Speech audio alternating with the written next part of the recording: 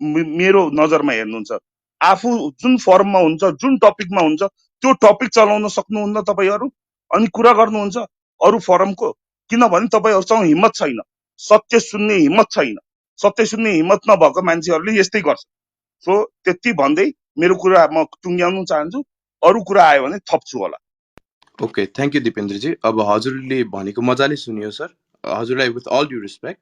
अब म पनि भन्छु सर प्लिज नरोकिदिनु होला बिचमा एकचोटि सर हजुरले फर्स्टमा धेरै कुरा भन्नुभयो सर हजुरले अब फर्स्ट अफ अल त आई थिङ्क हजुरले पनि यो ग्रुपमा कति सुन्नु भएको छ छैन कुरा अलिकति देखियो पनि सर बिकज टेक्निकल एनालिसिसको रूपमा हामीले कुरा गरिरहेका हुन्छौँ but no one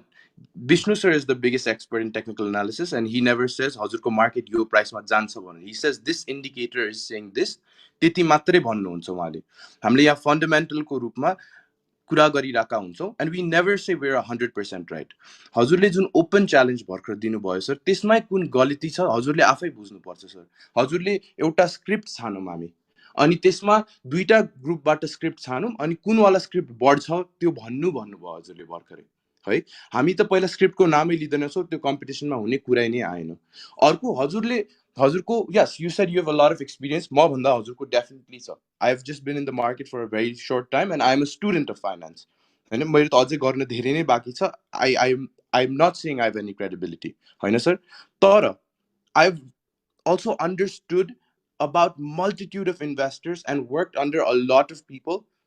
who are industry experts in Nepal and abroad हजुरको हैन and no one if you read हजुरले वारेन बफेटहरुको बुक पढ्नुहुन्छ उहाँहरुको डे इन डे आउट को एनुअल जनरल मिटिङहरुमा हेर्नुहुन्छ नि हजुरले जुन भन्नुभयो भर्खर दैट एउटा स्टक पिक गर्नु म एउटा स्टक पिक गर्छु भन्दा कुन स्टक बढ्छ भन्ने कुरा उनीहरुले कहिले पनि भन्दैन सर किनभने त्यस्तो भनेर हजुरले मेरै स्टक बढ्छ भन्दैमा भविष्यवाणीले कसले गर्यो त्यो पनि देखिन्छ Dipendra sir I am really sorry to say this हैन सर हजुरलाई with all due sir respect यो म यो मैले डिसरेस्पेक्ट गर्न होइन अल खोजेको ड्यु होइन रेस्पेक्ट हजुरलाई तपाईँ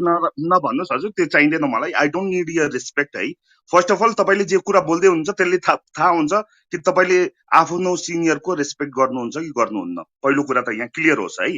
अर्को कुरा यहाँ तपाईँहरूले जुन कुरा भन्दै हुनुहुन्छ नि तपाईँहरूले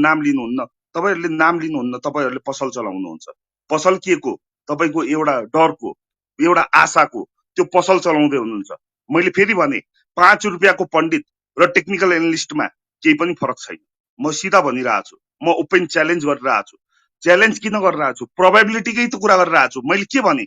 33% प्रोबेबिलिटी माथि जान्छ 33 तल आउँछ 33% साइडवेज हुन्छ भनेपछि तपाईहरु के को लागि के बुझाउनुहुन्छ र तपाईहरुले नाम लिनुहुन्न किनभने तपाईहरु डराउनुहुन्छ तपाईहरु के डराउँदै हुनुहुन्छ भने नाम लियो फेल खाइयो भने के हुन्छ तपाईहरुको थुप्रै यस्तो स्क्रिप्ट छन् जसको म नाम लिन सक्छु जसलाई टेक्निकल एनालिस्टहरुले यहाँदेखि यहाँ पुग्छ र त्यो पुगेको छैन कहिले हैन त्यो तपाईहरुले थुप्रै यस्ता स्क्रिप्टहरुको तपाईहरुले भिडियो बनाएर हाल्नु भएको छ युट्युबबाट अहिले तानेर अहिले सुनाइदिन्छु म जहाँ तपाईहरुले जनतालाई बेकुफ बनाउनु भएको छ है त्यसैले मैले भनेको छु अरूको घरमा तपाईले ढुङ्गा हान्दाखेरि पहिला आफ्नो घरमा हेर्नुस् एन्ड फेरि म भन्न चाहन्छु I don't need your respect I don't need people like you who tell with all due respect respect भनेको यो हो you are talking about other form यो रेस्पेक्ट हो तपाईहरुले दिनुभएको तपाईले कति मान्छेहरुसँग विदेशमा काम गर्नु छ वारेन बफेटको बारेमा तपाईलाई म भन्दा बढी थाहा छ वारेन बफेटले के यहाँ आउँदै स्टकहरु तपाईले रिकमेन्ड गर्छ कस्तो कुरा गर्नुभयो बच्चा जस्तो कुरा नगर्नुस् नि वारेन बफेटको गर्दैन काम के भनेको हो र सर हजुरको वारेन इन्टरनेशनल मार्केट्समा पनि रेकमेन्ड गर्दैन बफेटको अनि ही काम doesn't open stock challenge recommendation नो हो र तपाईलाई institutional सोधिरहेको छु investor मैले no वारेन experienced investor बफेटको सर काम goes out एकैछिन in the stock market recommendation and हो र challenges तपाईहरुले के others कुरा about what गर्नुभएको stock to छ buy because एक that is कुरा म I think भन्छु वारेन बफेटको नाम लिन बित्तिकै उसको बारेमा सबै कुरा तपाईहरुलाई जानकारी छ त्यसमा नजानु होला पहिला बुझ्नुस् सिक्नुस् आउनुस् डिस्कसन अलिकति विवेक फ्रुटफुल सर गर्नुस् एकछिन साइलेन्ट त्यसरी बस्नुहोस् मैले नजानुस् अघि पनि भने नि विश्व एक मिनेट राख्नु होला विवेक दिपेन्द्र सर सरले आफ्नो कुरा let me one thing sir एकैछिन है एकैछिन म एक विश्व सेकेन्ड सरले मात्र पनि बोल्छु कुरा सुन्नु म विश्व एक सरले सेकेन्ड पनि मात्र कति बोल्छु आयो विवेक सर म एक सेकेन्ड मात्रै बोल्छु तपाईहरुलाई मैले अघि पनि भने तपाईहरुसँग एटलिस्ट तपाईसँग बोल्ने क्षमता छ भने एटलिस्ट सुन्ने पनि क्षमता राखिदिनुस् हैन यदि सुन्न सक्नुहुन्न भनेदेखि हैन हामीलाई निकाल्न सक्नुहुन्छ कि मैले भने नि बोल्न सबैले पाउनु पर्यो नि त तपाईभन्दा लेजेन्डरी व्यक्तिले बोलिराख्नु भएको छ भने चाहिँ एटलिस्ट पनि रेस्पेक्ट गरिदिनुस् एक सेकेन्ड सुन्ने धैर्यता त राखिदिनुस् हामी सो सुनिने क्लियर भएको